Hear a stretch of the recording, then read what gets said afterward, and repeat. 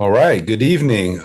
We are here. We have rejoined for the Discipline Matrix Ad Hoc Committee, and we are reconvening after a month layoff, a little bit of a pause. We've been, as a commission, dedicating much of our evenings to community sessions and to the chief search process, and also our captain. Yes. Yeah. Fair question. Yes. Our dear captain here, Captain Hubbard, has also been knee deep in working and preparing for our next case management conference, and we've been, making some incredible strides as a department and as a city, and heading in the right direction. So I want to give you some public kudos for that, sir.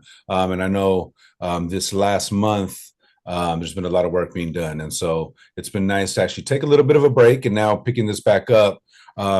Definitely wanted to one recap a little bit of where we left off, and two, maybe have a brief conversation you and I around certain timelines and expectations as we continue to finish up this process, but really want to look at what's going to be the impact. What's our goals for this work, right? I know we're putting a lot of effort into this, so I want to make sure that we have some manageable goals and we have some timelines so that we could also have some goals to bring this meeting and work to a close as well too, because I don't want to have this be a standing meeting that just runs forever either. So with that, I want to welcome Captain Hubbard. Glad to have you back and to see you again. Let's go ahead, and we may have some community folks joining us in a bit. But we are going to aim to have this also be a brief welcome back meeting as well too, and try to hold it to an hour. And yeah, we'll just take it from there. Uh, Great. yeah, passing it to you, Cap. Okay. Thank you and good evening. And thank you for the welcome back. I'm glad to be back. Yeah, just I want to recap, but I think just moving forward, I know that we've been with this ad hoc for a long time, and it is a lot of effort put into this, a lot of work.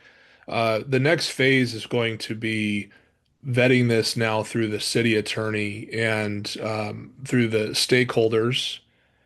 And then, of course, the biggest probably hurdle is with the unions as they have to review this. And I was many years ago when we first drafted the manual of rules in the Matrix. I was this is well before the commission, so we had our own little internal ad hoc, and I just remember it was a very long time of work. So I do want to make sure that we allow enough time for that review because that's probably going to take many months, and with that will probably be the task of us reconvening as a group to share feedback of what other stakeholders have said and if any changes are necessary.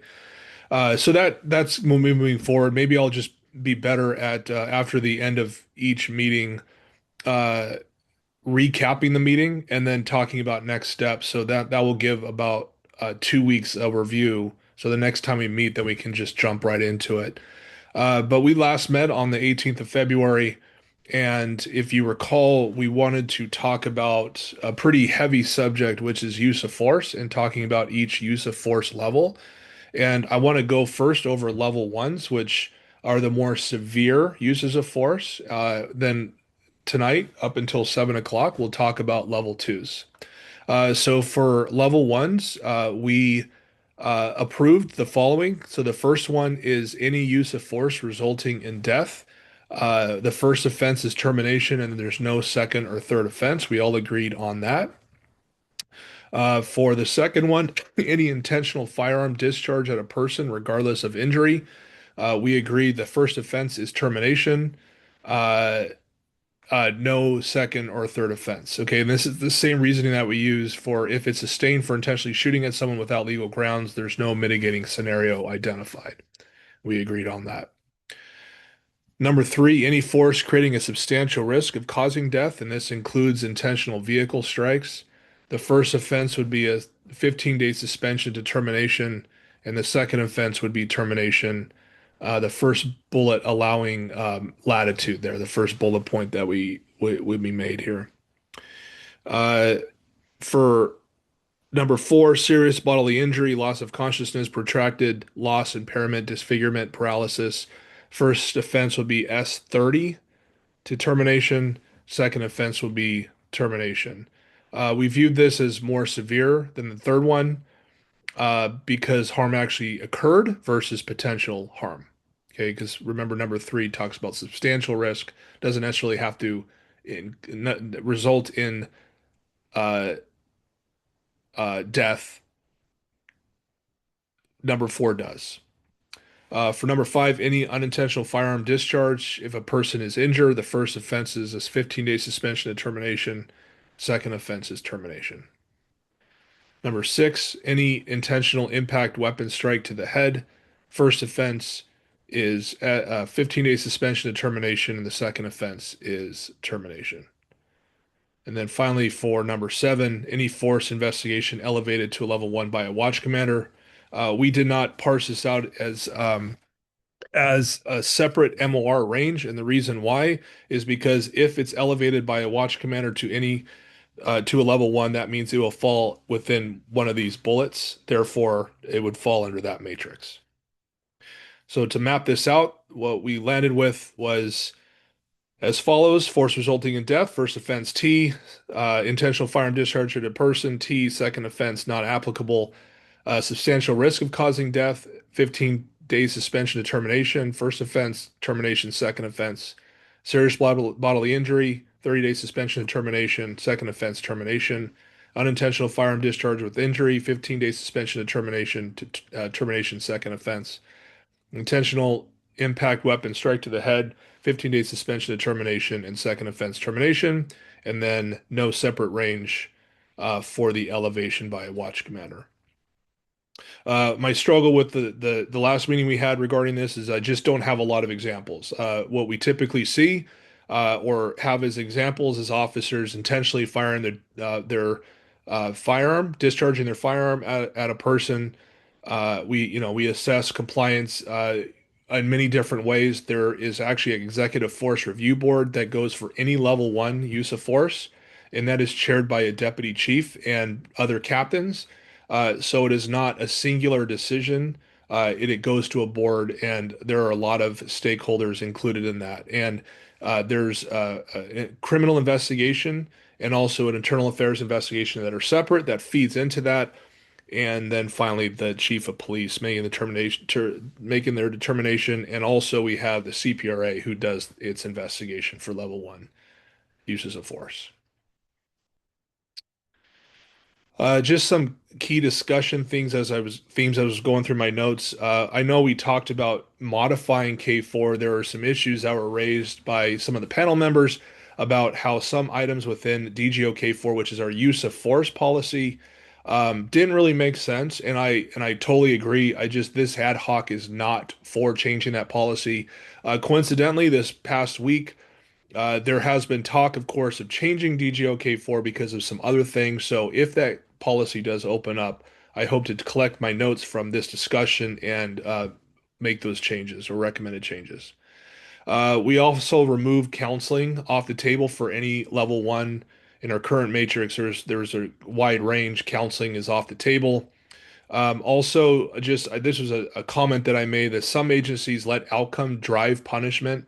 So let's say that an officer discharged their firearm, let's say by accident, but there's no injury. Some agencies look at that and say, okay, well, because there's no injury, we're going to mitigate that discipline. There's no conclusion to that comment. It's just, when we talk about or may come up later from um, some parties who might take issue to what we propose here, like the unions, let's say, that might just come up. So it's just something to bookmark for later. And then I know one of the community members, I mean, Mrs. Sada, I believe it was, talked about vulnerable populations, so pregnant women, elderly, disabled, minors, etc. These are aggravating factors. Portions of our policy does talk about let's use the electronic control weapon, the taser, if you will. Those are considerations before deploying the taser. So if an officer deploys their taser and it falls within these populations, then that is an aggravating factor for consideration. Okay. And then tonight, moving on to level two. These are not as serious as level one, but still serious. And just as way of context, I talked about level ones. They go to an executive force review board. If it's a level two use of force, it goes to a force review board, which is somewhat similar to executive force review board, except for it is chaired by a captain and co-captains, but it's still a pretty hefty top to bottom review of the entire incident, and not just the force, it's everything. So just know that anytime we talk about a level two, it is going to be reviewed by a board. Yes, Uh, sir. Captain, real quick, before we move on to the level twos, I did have a question about the level one unintentional discharge of the firearm. Does is there a time period once that first offense happens and is sustained? Is there a time period where that falls off, or will that remain no matter how far in between the second offense may be? Mm. Uh, I'm just thinking, some of our longstanding officers that have 25, 30-year careers, I could see some kind of unintentional mistake happening twice. And if it happens within a significant time in between, it's hard for me to go straight to termination on that second offense. Yeah. So I'm kind of wondering about that. Yeah, no, that's a great question. And the answer is 5 years. And this falls into task 45, which is consistency of discipline. So anytime that there is an internal affairs meeting, which is usually on Wednesdays, and it's a sustained finding where we're presenting discipline, before the meeting, I will give a 5 year history of the manual of rules violation to allow the chief to make a fair and equitable decision based on that. We will not go beyond 5 years though. So if the officer 15 years ago had an unintentional firearm discharge and got sustained for it, let's say, and here we are 15 years later, that will not come up for discussion. Okay. Yeah. Yeah, that's what I thought. I just wanted to make sure about that. Yeah. And then I guess it's a good thing that there's not a lot of examples of this, right? Because I think for me it would be a red flag probably either way if we're like, oh, well, on average, and I wonder if there's statistics that say around, if there's statistics around unintentional firearm discharge that says, on average, departments or somebody's like liable of doing something like that, like every 6, 7, 8 years, or, once or twice every 5 years, like depending on what those numbers are, right? I think that would also kind of play into this as well too. But it's good to know that that doesn't happen all the time. And I mean, like our general expectation and perception would be like there better not be any accidental discharge twice in 5 years, right? But then again, y'all are out there every day, and there's always a possibility of a mistake happening. And again, I want to always defer to looking at things whether it was an honest mistake, a human mistake, or misconduct, right? And being able to evaluate that accordingly. Yeah, no, that's great. And I can tell you just in my career, at least with the firearms that we've had, I've never seen a firearm go off on its own. Usually it's user error. And you can even talk to people within the police department who will say that there's no such thing as an unintentional firearm. It's negligent just because we train you at such a high level to care for and index your finger so you're not in the trigger guard until you are prepared to fire that it's beyond than just it was unintentional, it was an accident. Um, what we do see though, when we see these types of incidents, are it's stress inoculation.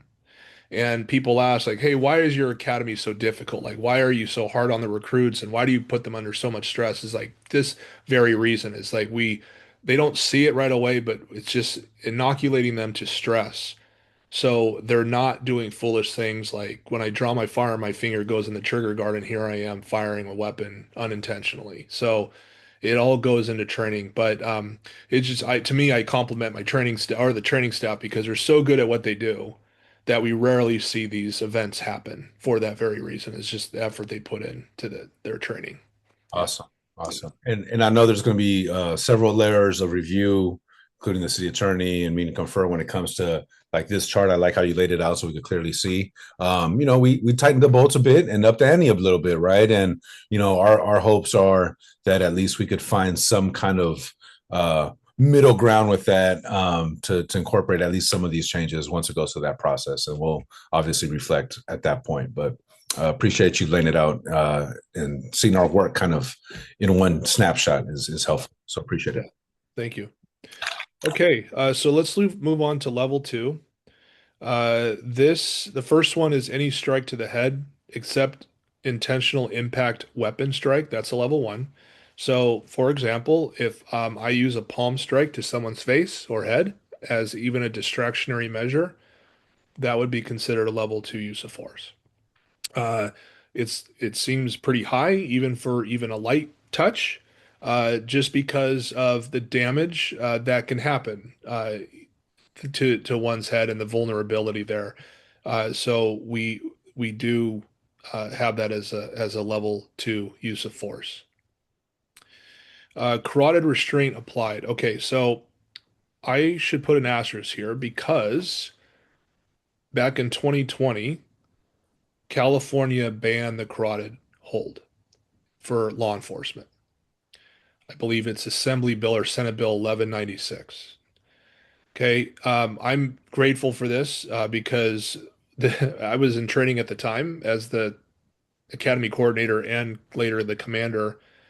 We lost a lot of people at the academy because it's a very difficult technique to apply. And California Post mandated that we teach this and test on it. So in 2020, Post got rid of it. Now we continue to have it in here, not because we teach it, encourage it, we don't. It's if it's applied, we have to have it somewhere so we know what to do with it. So let's say that an officer, I don't want to say unintentionally, but uses the carotid restraint. On my generation of officers, we learned this. We were taught on, so it's a habit that we had to unteach people.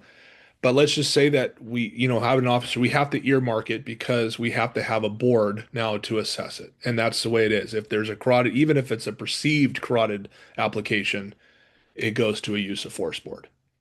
And Captain, forgive my ignorance. What is that? Is that like a headlock or like what kind of what kind of Yeah, it's the wrapping of, it's hard to see, the wrapping of the arm around the carotid artery here. So my forearm and bicep are pinching that carotid artery for loss of consciousness so I can control you. so for young WWE fans as the sleeper hold. Yeah. Okay. So, Got yeah. Okay. There you go. Right. Yeah, it. you got it. Okay. But they're saying if for whatever reason in the heat of the moment, something that they actually end up doing that, you got to have that still listed here, even though it's been banned altogether. That's right. That's right. And I will say since 2020, I can't think of anything, at least in recent memory, where we had this, just because one, we didn't have this technique used often. It takes a lot of confidence, but practice also. So a lot of people didn't do it before 2020, but ever since, like it's just not something that I see. What Yeah. if what if a suspect has a gun and like in that moment an officer just feels like that's their only way of like subduing them in that moment? Yeah, no, that's a fair point. It's that's a we talk about that a lot. I will put it this way, like in the academy, I was never taught to, let's say, take out the radio and hit someone over the head as a last ditch effort to use force if someone was trying to kill me. But it's one of those where it's an intentional act that I did in response of me saving my life or someone else's. And we just have to make a decision on whether that was reasonable within policy. So we would treat it as if they didn't lose consciousness, we would treat it as a level two. If they lost consciousness, it would be a level one, and it would be either a mitigating or aggravating factor based on that. Gotcha. And that's something that the force review board would Yeah, weigh out basically. that's right. Okay. That's right. All right. Sounds good. All right. Number three is impact weapons, specialty impact weapons. So this is batons or specialty impact weapons, which would be beanbag rounds that fire out of a shotgun, used to strike a subject. This is where contact is made regardless of injury. Okay, so that is a level two use of force. Okay, so if I swing my baton and I just barely brush someone's leg because contact was made, and regardless of injury, that's a level two use of force. That is the more common one. We do have beanbag rounds that we use. Those are another common impact weapon that would be a level two use of force. Yeah. Okay. We briefly touched on this last time. Any unintentional firearm discharge, this is with no injury. Okay. Now, um, we do have some examples of what we perceived or know to be unintentional firearm discharge where there were no injury, but based on the proximity of the subject, we decided to make those a level one investigation, just because it falls within, and this is just another example of force that may cause death. It poses the risk of causing death. So it was a judgment call that we did on scene, and we can always downgrade it, but we decided to cast a wide net and treat that like a level one. But on its face, if there's any unintentional firearm discharge with no injury, then that is a level two. Right.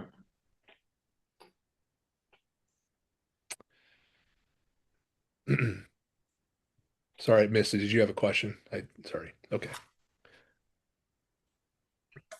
Police canine bites, clothing, skin, or injure subject requiring emergency medical treatment or hospital admittance. Um, even as I read this, like the requiring emergency medical treatment or hospital, I mean, that was almost like an automatic anytime that a canine certainly bites someone. So that is going to be a level two. We also put in there injures, just because let's say the dog just, runs and pounces on someone but doesn't bite, that can cause injury. That would be a level two use of force. California Post, if you want some casual reading, they did some canine reform measures a few years ago and wrote a report. Our training program is very good for our canine unit, but they're always, trying to advance as many ways as possible. I mean, there's of course been a lot of controversies regarding the use of canine in various agencies around the Bay Area. I'm sure it won't take you long to find those yourself. So we take these very seriously, of course, and that's why they're a level two use of force. What what if a canine was used on a vulnerable population, on an elderly or disabled? Would that be grounds to elevate to a level one? It certainly can be, and again, this is kind of the catch-all: substantial risk of causing death, okay, or just serious bodily injury. Can fall into those categories. But yeah, and what if I was the watch commander, I would just utilize this. Like, hey, listen, it's a pregnant female, let's say, and a canine was used, and that should be a level one. Yeah. Right. Okay. Any force resulting in injuries requiring emergency medical treatment beyond first aid or hospital admittance. This sounds somewhat of a catch-all, but sometimes, for example, an officer uses a control hold on someone's wrist and they break the person's wrist. Hmm. Okay, it's a level four in kind of intent behind the force, but because it resulted in a broken bone, then that would be then a level two. Okay, we've had cases. Let me just think back in the days that I participated in a lot of boards. Officers doing a takedown on someone, which is it could be a level three, level four, but they break a tooth, okay, or they have some type of significant laceration to their face, etc. So that we would call that a level two use of force. And then finally, any level three force used on a restrained subject, both handcuff, wrap, or rip, hobble. If they have their hands cuffed together, or a wrap is a device that goes over one's legs. A rip hobble is something that connects to one's legs and also to their wrists for control if they're aggressive and hostile. If force is used against a restrained subject, we would elevate that to a level two use of force. Does that include a like a spit mask? No, that's not restrained for us. Yeah, it Okay, would have to fit within handcuffs, wrap, or rip hobble. gotcha. So those three very specific. Yeah. Okay, Well, those are the only three that are authorized also. So, yeah, we shouldn't be seeing officers doing their own thing there. okay. Yeah. Now, I'm going to skip over here to the discipline matrix, and this is really what, let me pull this up here.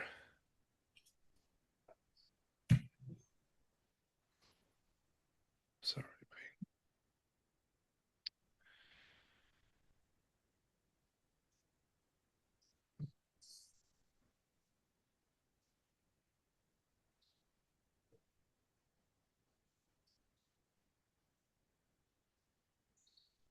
Sorry, I'm it's been a while, so I need to remember how to look things up again. Pardon me.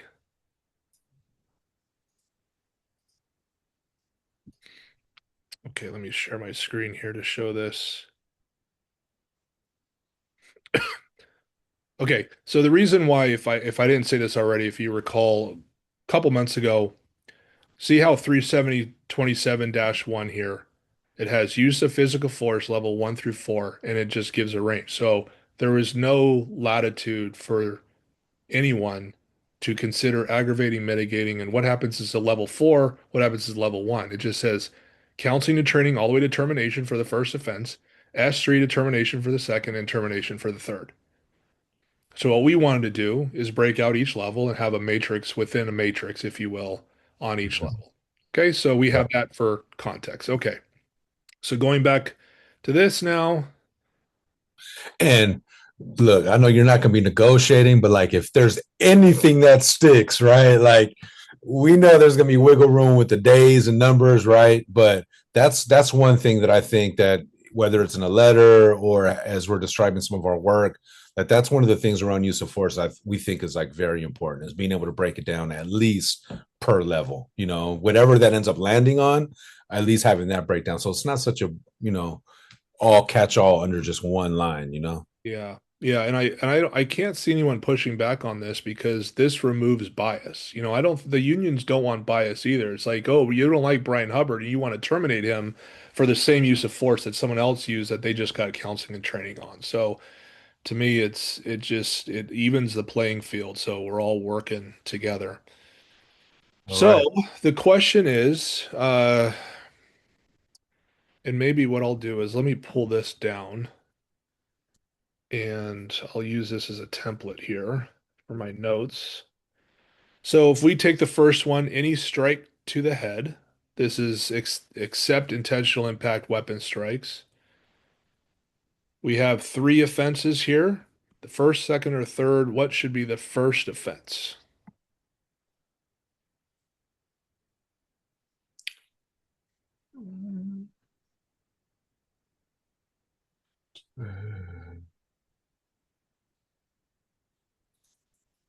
Um, this is where I wish Deacon Lyles was here with us. It I You all are the experienced professionals, so like in a way, I defer to you all. I mean, it seems like there also needs to be consideration of if the level ones start at this range right here, then the level twos should start. I mean, I don't know, probably like at a S30, maybe, like something Yeah, not as to the same degree as these. So something a little yeah, less, right? sure. Let me just soften it a little bit here. So any strike to the head could be like that. That's it, right? Or a straight cocking back and punching someone, okay? Which we do not teach, but just saying. So those are two very, very distant uses of force strikes to the head. So again, think of it within that range of like what's aggravating, what's mitigating there. Are we going to assess injury? Are we not? The intent behind it is it distractionary versus like, well, obviously if you do it for revenge or something, that would be excessive force and it probably warrant termination in itself. But so I mean, I think I don't know. My first hack at it, I would say it would probably be fair to start at a counseling and training. Determination is the first offense. Second, maybe 30 days to training, and then the third offense. 30 days to termination, and then the third offense, uh, I guess termination, if that makes sense. I'm wondering why an officer would hit someone in the face. I mean, that's so insulting to strike someone in the face. And so I see that as not termination, but maybe a suspension. Is that what you said, Commissioner? A suspension of maybe a week or something, or maybe 2 weeks. I mean, that's such a personal thing to use your hand and hit someone in the face. Yeah, and again, I guess I gotta remind myself too that this is after sustained finding, right? So it's not an accident. It's not like in the midst of something he got hit over the head, right? It was something that was found out of compliance. Yeah, even maybe even starting at 15 to termination on the first offense. Um, Yeah, because that's such a personal thing. I mean, it's.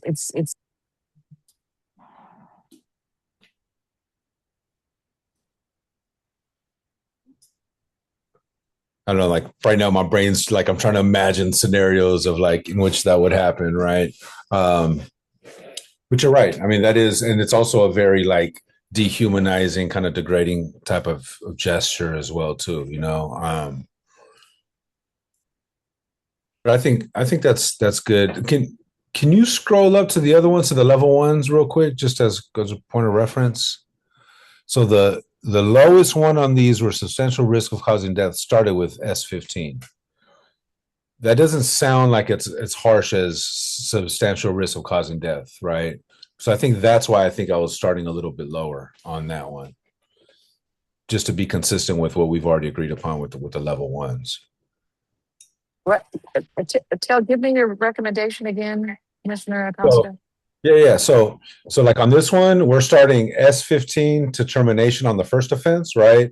And then theoretically, if you move up to the level ones, you also have, can you scroll up real quick? You also have substantial risk of causing death as S15 to termination. So they basically, we're saying they carry the same weight, where if we agreed on S15 determination as the first offense on this one, we probably should be a little lighter on the second degree. I mean, on the second level 2 offense, because a strike to the head or or anything like that isn't as substantial as what is it called, or as bad as substantial risk of causing death. If you get what I'm saying.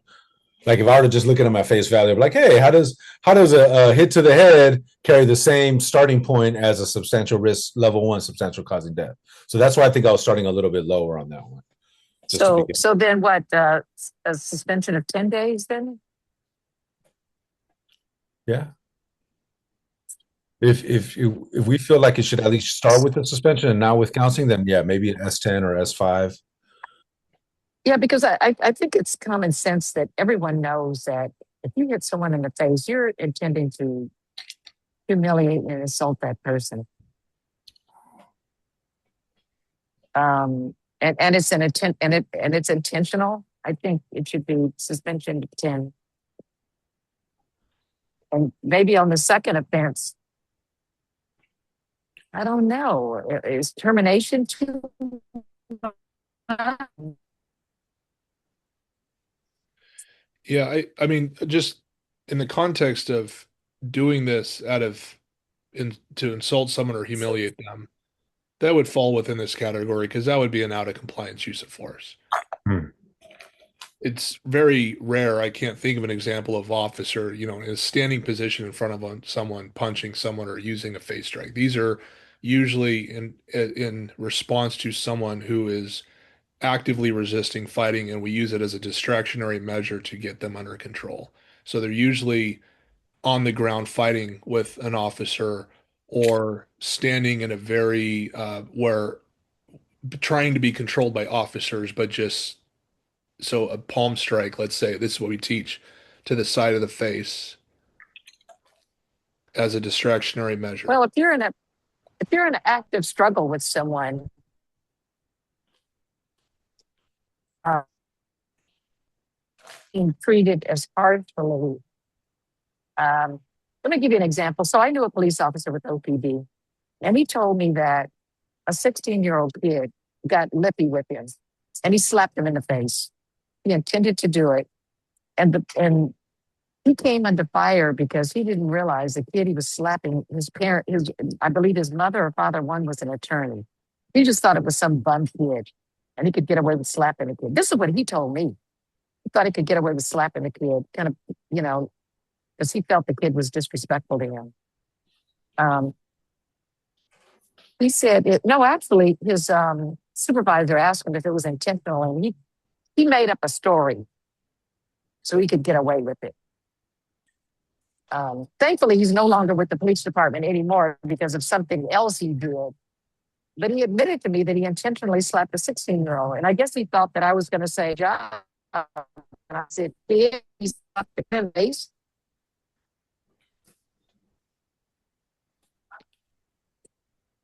So that's why I'm a little harsh. Yeah. With the suspension of 10 days. Yeah. But I would counter that with, and you're absolutely right. I would counter that with the internal affairs investigation would not only be focused on a strike to the head in that situation. I mean, one would argue that color of authority, civil rights violations, and much more severe punishment with other manual of rules sections than just whether the strike to the head was objectively reasonable under the Fourth Amendment, But I hear what you're saying. So I don't want you to think that that would be only focused on this and you're only faced with a 10-day suspension and termination. It's this offense plus probably 3 or 4 others that they would be investigated for. Okay. Yeah. And like I said, if you're in the middle of an intense fight with the suspect, I mean, you may have to slap him in the head. And I don't think you should be reprimanded for that. That's my thought. But if you're not in a battle with the suspect and you're just trying to demean him and you give him a slap, I think that needs to be taken seriously. Absolutely. And even if we started, let's say, at counseling, the chief in that situation should aggravate up to termination. So this is a range, and nothing says, of course, you start at counseling under that specific example. Yeah. I mean, I can imagine like if somebody's just being difficult, mouthing off, being a jerk. And then I'm thinking like, I don't know if it's like a moving scene or something like, but where I see this on TV or something, but if a cop is like, hey, asshole, look at here, and just slaps him across the head to get his attention or something like that, right? Like that would definitely be a violation, right? And what would be appropriate starting point for something like that? I guess I'm trying to like think of scenarios like where I could actually see something happening like that, right? Yeah.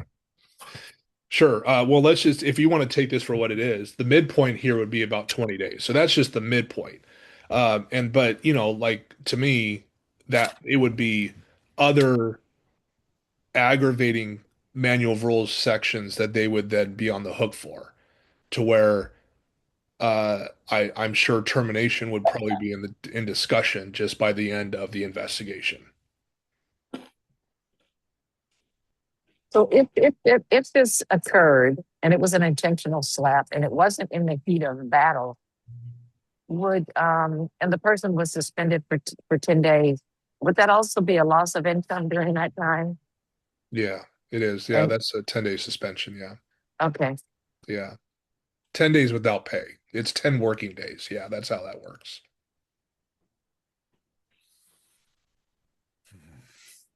Yeah. Man. What about a flick? Like if you're flicking somebody in the head, that covers this, right? Yeah, I would say that's a strike to the head, sure. Yeah. I can't think of any real examples that you did, but yeah, those are fair. Just to say, I mean, people have bad days, and they might have, and I know we got to set the bar high, and I'm just, I don't know, Kathy, you tell me. I wish well, that you. We do with have to set five. the bar high for police officers because they have so much control. Yeah, You know, we've given them so much authority and they shouldn't take advantage of that. I'm good And with so that. they've got to use the authority that we give them has to be tempered with control. Yeah. Yeah, that's fair. And I'm okay with I'd be in agreement with starting with S10 as well, as long as it's the starting point is lower than any of the starting points for level one, is I guess what I'm trying to say. So it just makes sense at face value when you're looking at I it. agree. I agree with that. Okay. Sounds good. All right, the next one is carotid restraint applied. This is where no loss of consciousness occurs. Again, a difficult one because we do not teach that it's banned, but still bookmark just in case we do have a situation. I think the challenge with this is that let's say that, we're wrestling with someone, which is not uncommon, or I'm attempting to take someone down to the ground, and sometimes that maneuver happens from behind. We analyze force often, or we make force a certain level based on the perception of what is seen on body worn camera. And if we see movement to the neck area, we could just out of out of uh, just to be cautious, make it a level two. But if the officer turns around and say, "Well, I didn't mean to do a carotid hold. I was just trying to take them down from behind, and my arm moved up, let's say, to their upper chest or neck area." So this would have to be a section where it's like, no, this was considered a carotid restraint, and we're holding you accountable for it. So just to give you context to the challenges we see with this section. Yeah, that is a hard one because I think if an officer applies a carotid restraint to anybody, I think they should be terminated, whether they lose consciousness or not, because it's easy to kill someone with that maneuver. I just feel very strongly about that.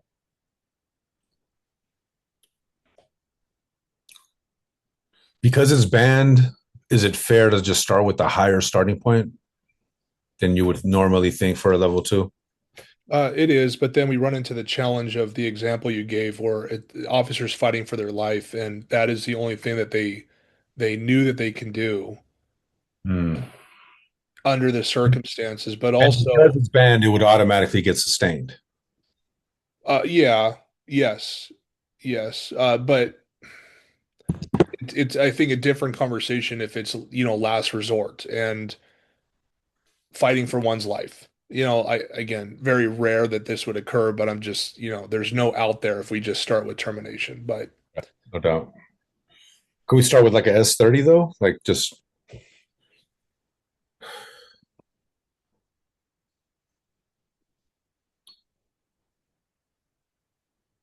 and then second offense termination, no third offense on this one. Because the chances are that you had to use a carotid hold 2 times in the 5 year period. That's like that would be pretty concerning. Yeah. Yep, agreed. I agree with that too. Cool. Okay. Next one is impact weapons, specially impact munitions used to strike subject. Contact is made regardless of injury. And you said that's like bean bags. Batons, yeah, Um, yeah.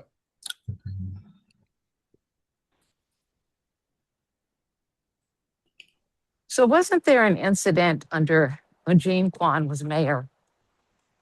I want to say it was an Occupy protest or something. And I'm breathing hard because I'm walking uphill.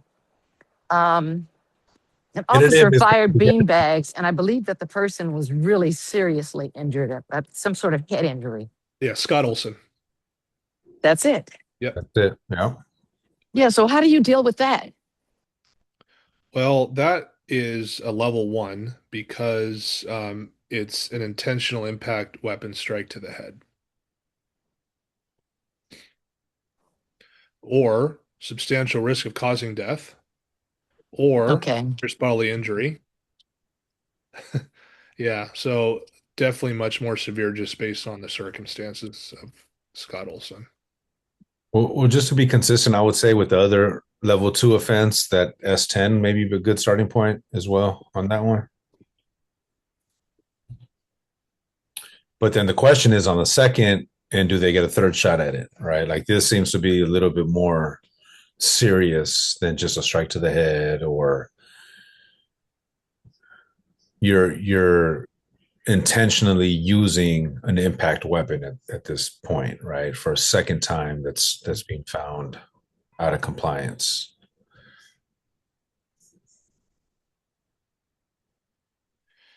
Yeah, and I mean the other challenge of this, of course, is this is regardless of injury, so this goes back to the argument of whether the outcome of the force should be considered or not. Of course, broader range will allow just for mitigating aggravating there. Yeah, I can't think, especially in a 5-year period, where someone would do this twice.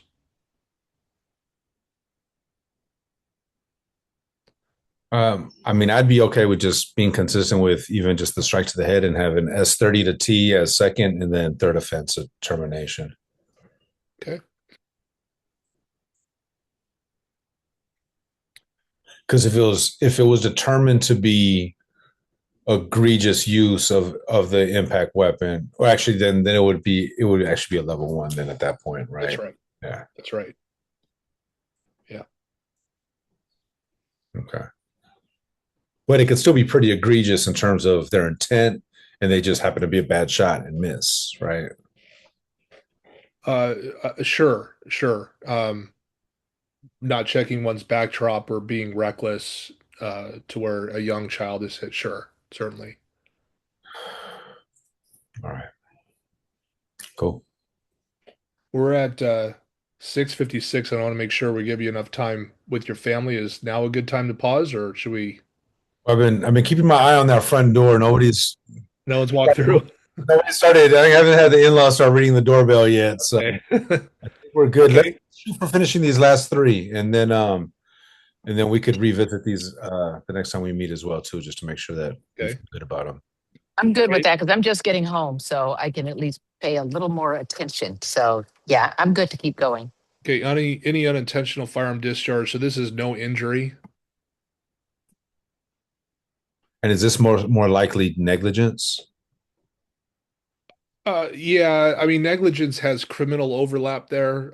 So let's just keep with the unintentional, but there's definitely, you didn't, I like to say, you didn't adhere to the training we provided you, Gotcha. but it wasn't as, well, I'll put it this way. Like, let's say that I decide to take out my gun and just spin it around, like, an old Western, and I fire off a round.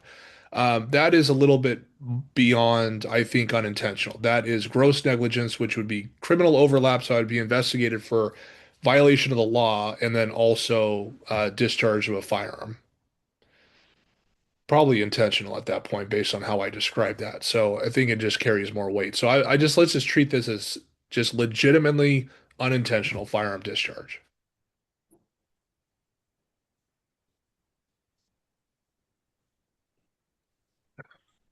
Well, if it's unintentional, you can't be that severe, but then the officer also has to understand that you can't be careless with your weapon. It's got to be under your control at all times. It's the difficulty I have with this one. Captain, we saw some body cam footage not too long ago, right?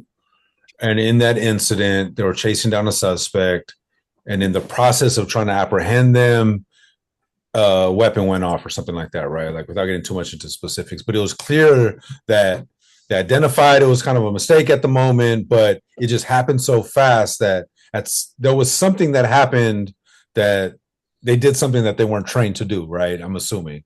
But it wasn't egregious. There wasn't like a lot of malice behind at all, right? I would say in what I saw. It was really like, I mean, dude was like sprinting full speed and then apprehending somebody. So in that situation, I would think that they would be afforded the grace to have some counseling and training based off of what happened, to get back to the basics of what did you do wrong, what can you do different, and yeah, I don't know. Like that's the one I'm thinking in my mind where I'm just like, ooh, I'd have a hard time suspending somebody for that. Like it would have to be go back to training. Now, if it happened again, then certainly we're looking at maybe a S10 or S15 on the second one. But I would think a starting point for this one might be a counseling and training to termination. Okay. I agree with that. Okay. And then would you say S10 then, maybe? Sure. And then the last one, termination or S30 determination. Okay. Because it is no injury. It's very specific to there's no injury, right? It was just like oh shit, damn, that something happened. It was a mistake type thing. All right. Police canine bites, clothing, skin, or injure subject requiring emergency medical treatment or hospital admittance. So this one is a hard one because if it is a sustained out of compliance use of a canine bite, right? I'm trying to think of examples of that or scenarios or how often that may happen. I mean, it seems pretty serious to me. Yeah, and they typically are. I mean, you can draw from examples from other agencies where they have been serious. And there's intentionality behind this, right? So it's not like the dogs are just roaming free. They're released by the handler with the intent of doing something, whether it just be find and bark or find and bite, etc., with an order. So it's not there could be room here for accidents, let's say, that the dog doesn't do what they're supposed to do. Uh, but for the most part, there's an intention behind it. I guess the first thing to tease out is what you just said right there.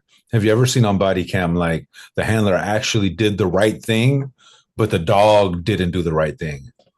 And is that on the handler? Um, I will say this. Again, I'm not an expert in canine, but maybe the deployment is not the issue, but the release might be an issue, right? So it's did they give the order to release the dog too late versus sooner when they should have, or moved in to control the subject versus have the dog still latch on to the person's clothing, etc. So there's a lot of factors there. Gotcha. Yeah. So No. is releasing the canine a last resort? It's not necessarily a last resort because the canine is not designed just to bite. It's there to search. So if they find a person and bark, then a team can move forward and just apprehend the person with no force, let's say. Okay. Yeah. So it's sometimes though it does result in a bite based on other factors. Maybe how the subject reacts triggers the canine to do something when the order was just to bark. Right. I'm just real sensitive to this because, I'm thinking about community trust and procedural justice, right? Like, there's definitely power dynamics and racial undertones to that. Like, like I have a hard time thinking that any canine will get released to any middle-aged or elderly white woman, and I'll just flat out say that, and I could be totally wrong, but it just feels like that's the type of thing that perpetuates like this cycle of like fearing people that, that there's bias against or that there's a certain subject of the segment of the community that, oh, it's okay to release a canine on these guys, but on this segment of the community, we'll never. And I could be totally wrong. Right. I don't know what the statistics are in terms of like canines being released in affluent neighborhoods. But in my experience, in my lived experience, I see this being like a procedural justice and a serious issue that causes further divide in communities and frankly dehumanizes communities. Yeah. I have to agree Yeah. with that because there is a history in this country of what we called sicking dogs, the police officers sicking dogs on civil rights workers in the South. and all they were doing was just trying to get the right to vote or strike or whatever it was they were doing. They weren't breaking the law. They were well within their rights to do whatever they were doing. And a dog was used in a lot of cases, not an isolated case. Dogs were sicked on African Americans, men and women and children. And so I do have a really hard one with this. Yeah. My parents were born in the South. I'm first generation. My siblings and I are first generation Northerners, and so this is real in my family. So yeah, So like for me, it's like if a canine is used in any level of force, like it better be per department protocol and better be a response, like within the rules of allowance. Otherwise, it's like you're doing it in a way that's going to further perpetuate that historical trauma, that divide between communities. Like this is a very sensitive one. Like you can't mess up with this one. Yeah. Yeah. Yeah. Very, very. and I Yeah. could see, and I could certainly see cases where maybe a dog should be sent in. You have a serial killer, a guy who's out there just killing people willy nilly. Um, somebody there's a threat, a bomb threat, and there's more than reasonable suspicion that this person is a bomber. And so you can't send an officer in there on that. I could see where you might want to send a dog in. Yeah. So yeah, it's a hard one. And I think I don't have the statistics, but the number of deployments versus those that result in force is very minimal. So our dogs it's extremely difficult to get a dog certified to deploy, and that's the very reason why. Just because it's so risky that we want only the best to deploy, and so they deploy dogs all the time, but the actual amount of force that's used is actually very small. Can we start at like an S10, S15, also, factoring in that, you know, the dog itself might make a mistake. Uh, Yeah. and but then on the second offense, maybe go straight to termination. Yeah, we would know whether it's intentional or not if that body cam is being used. If the body cam is turned off, then I have a suspicion that Mm, the officer was being rogue, if I can use that word. That he had an ulterior motive. Yeah. But a body cam would be very important in making a determination as to whether it was an intentional release or whether it was a very necessary relief. And then also in the white community, the excuse is always given that I fear Black people, so I mm. had to get that dog on a person. So and sometimes that fear is unreasonable. Yeah. In a lot of cases, it's unreasonable.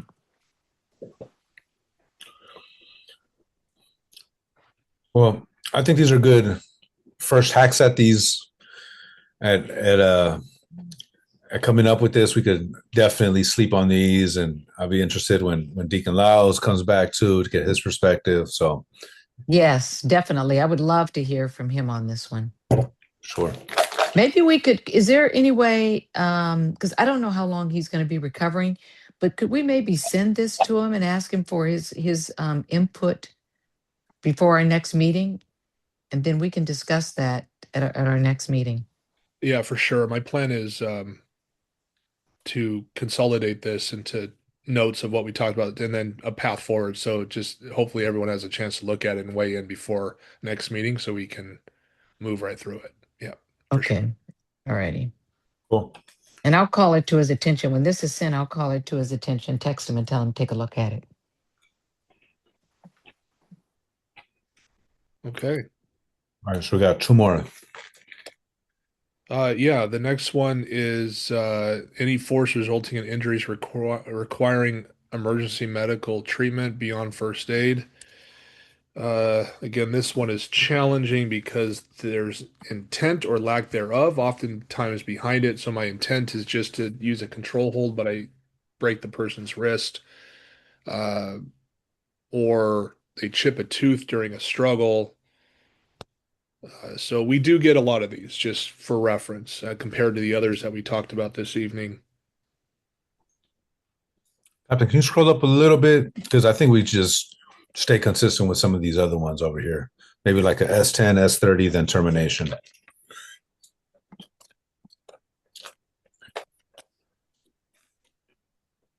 Okay.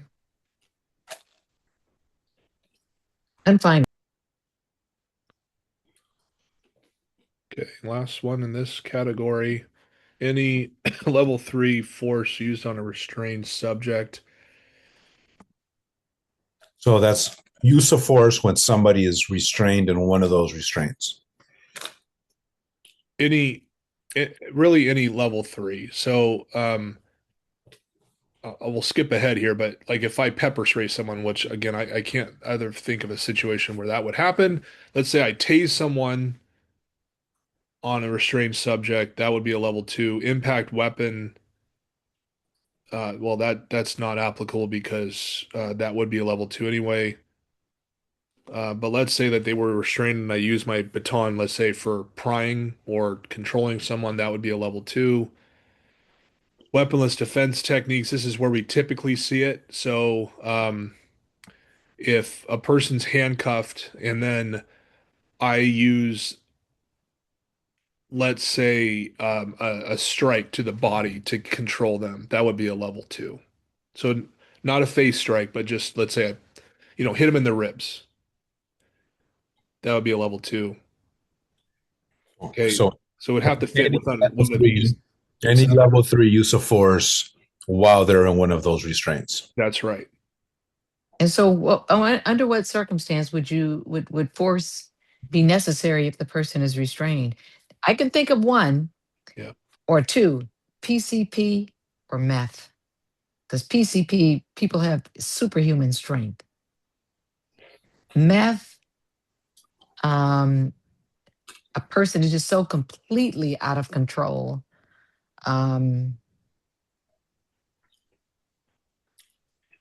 Yeah.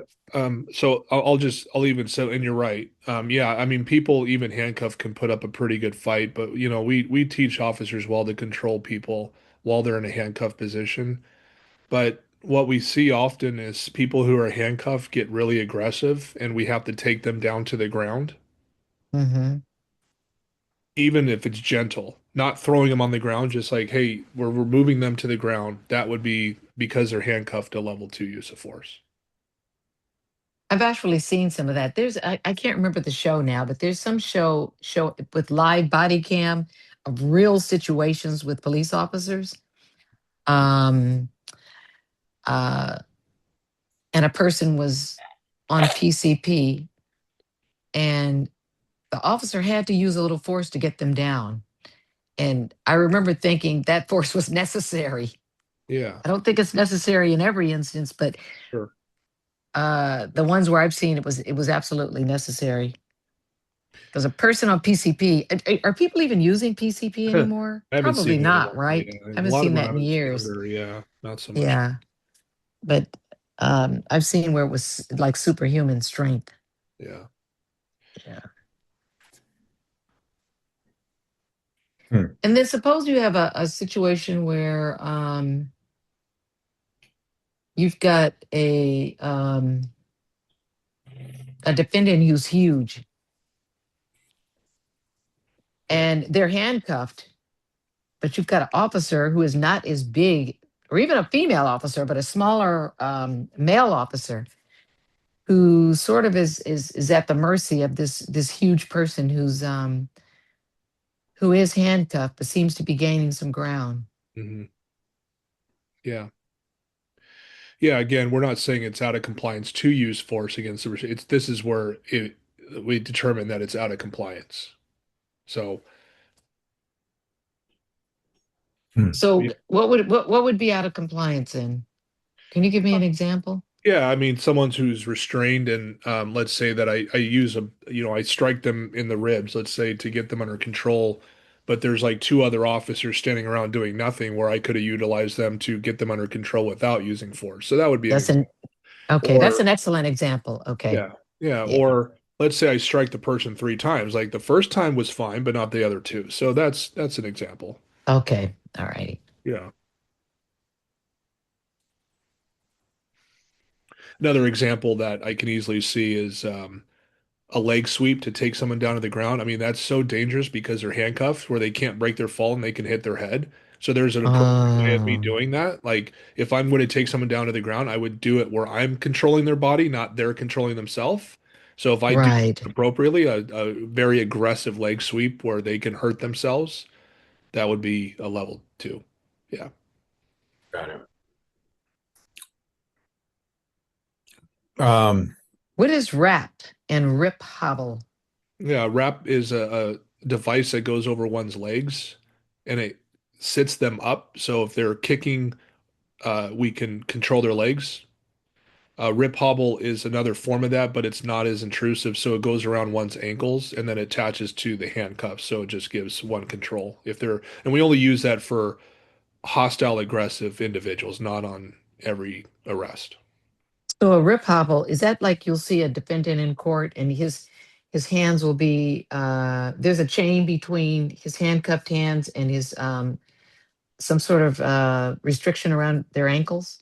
Yeah, the court one is more intended so they don't run away. This one is just straight to control someone. So they are already very hostile and aggressive where they're kicking at us or kicking out the windows of our vehicle while they're in the back, and we need to control their legs. So it's a little bit, Ah, I would say, okay. more gentle, um, but intentional to get them to stop kicking. Yeah, Right, yeah. right. All right. So how do we feel about this? Again, out of compliance ones in recent history, I can't think of any. So kind of difficult for me to. yeah. Well, I think for the one before, we're taking into consideration that something unintentional might happen, right? Like, an injury that's required hospital admittance, but it wasn't that bad of a situation or whatnot. I think this one, if they're already restrained and they're going out of compliance, I think it should certainly start a little higher, maybe S15, S30 than T. I would agree with that. And like I said, I really look forward to hearing what Reginald Lyles thinks about these. All right. So that took us through the level twos. That's not bad. Yeah. Should get easier from here because we're talking about lesser forms of force. So going up to our next meeting, I will provide notes on what we talked about tonight and then plan moving forward. So again, we'll have more of a better cadence, I guess, of keeping up with everything. Great. Sounds good. Well, No, thank you. Thank you both. Yeah, thank you. great convo. Glad to have everybody back and to see folks, and we'll keep on keeping at it. Appreciate you, Captain. And thank you, Kathy. You're welcome. All right. Have We'll a good see evening, you everyone. in 2 weeks. Bye. Good All right. night. Take care. Good night.